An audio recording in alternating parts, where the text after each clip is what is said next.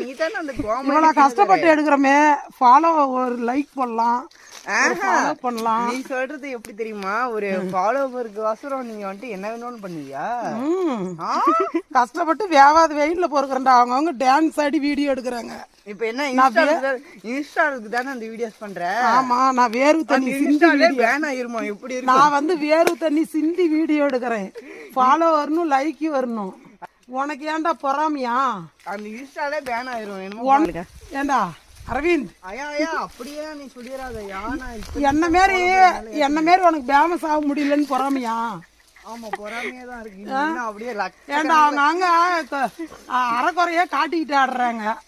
நான் வந்து வேர்வு தண்ணி சிந்தி ரத்தத்தை சிந்தி ஐயா நீ வந்துட்டு அப்படின்னு நினைக்காத.